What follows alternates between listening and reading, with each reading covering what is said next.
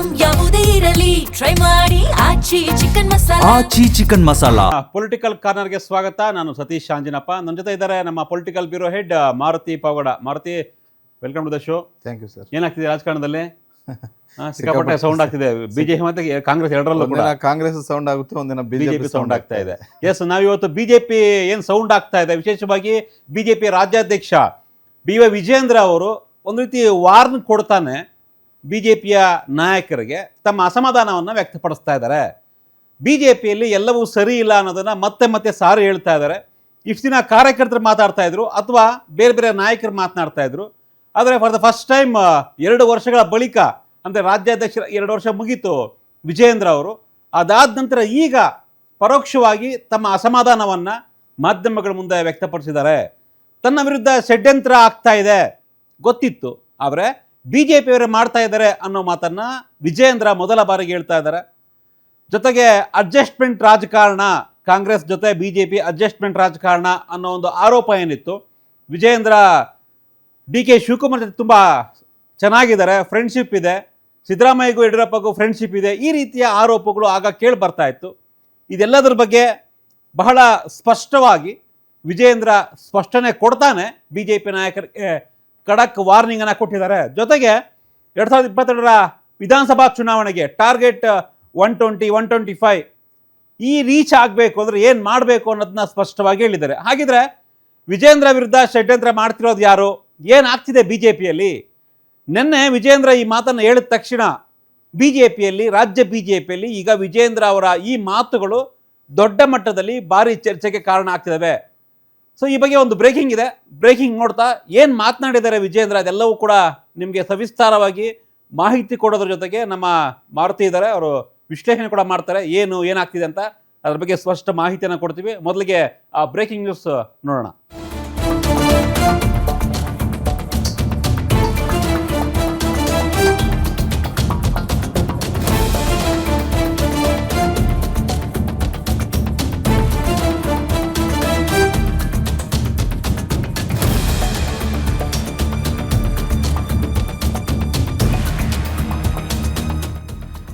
S, ರಾಜ್ಯ ಬಿಜೆಪಿಯಲ್ಲಿ ಈಗ ವಿಜಯೇಂದ್ರ ಅವರ ಆ ಒಂದು ಹೇಳಿಕೆ ಭಾರಿ ಚರ್ಚೆಗೆ ಕಾರಣ ಆಗ್ತಾ ಇದೆ.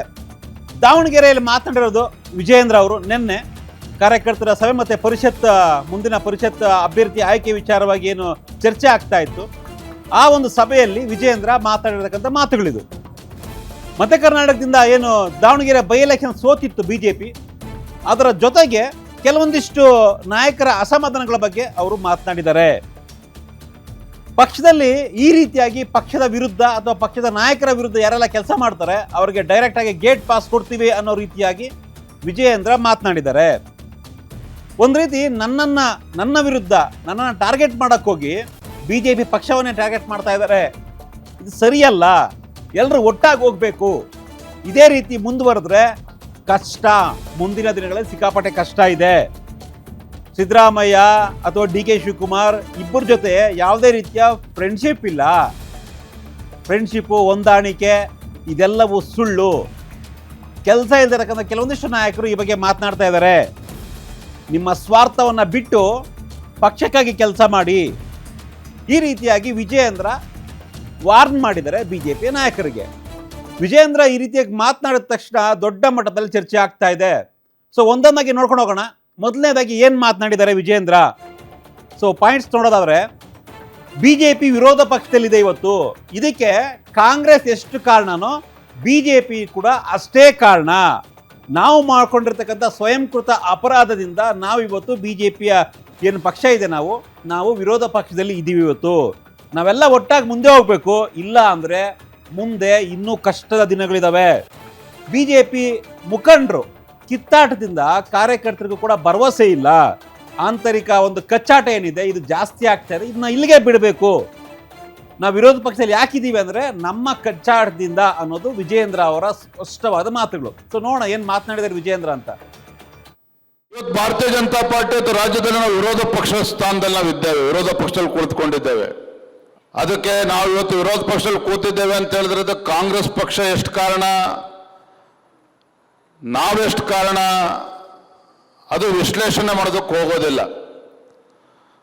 ಆದರೆ ಸ್ವಯಂಕೃತ ಅಪರಾಧದಿಂದ ನಾವು ವಿರೋಧ ಪಕ್ಷ ಸ್ಥಾನದಲ್ಲಿ ಕೂತಿದ್ದೇವೆ ಅಂತಕ್ಕಂಥದ್ದು ಅಲ್ಲಗಳಿದಕ್ಕೆ ಸಾಧ್ಯ ಇಲ್ಲ. ಇವತ್ತೆಲ್ಲೋ ಒಂದು ಕಡೆ ನಾವು ಕೂಡ ಮುಖಂಡರುಗಳು ಇವತ್ತು ಒಗ್ಗಟ್ಟಾಗಿ ಒಂದಾಗಿ ಮುಂದೆ ಸಾಗಬೇಕಾದಂಥ ಒಂದು ಅನಿವಾರ್ಯತೆ ಇದೆ. ಮತ್ತೊಂದು ಕಡೆ ನಮ್ಮ ಆಂತರಿಕ ಸಮಸ್ಯೆಯು ಕೂಡ ನಮ್ಮ ಕಾರ್ಯಕರ್ತರ ವಿಶ್ವಾಸ ಬರ್ತಾ ಇಲ್ಲ ಅಂತಕ್ಕಂಥದ್ದು ಕೂಡ ಅಷ್ಟೇ ಸತ್ಯ. ನಾನು ಪತ್ರಿಕಾ ಮಾಧ್ಯಮದ ಸ್ನೇಹಿತರಿಗೆ ಬಹಿರಂಗವಾಗಿ ಮಾತನಾಡ್ತಾ ಇದ್ದೇನೆ. ರಾಜ್ಯದ ಅಧ್ಯಕ್ಷನಾಗಿ ವಿಚಾರವನ್ನು ಹೇಳೋದಕ್ಕೆ ನನಗೇನು ಸಂಕೋಚ ಅಂತ ನನಗೇನು ಅನ್ನಿಸ್ತಾ ಇಲ್ಲ.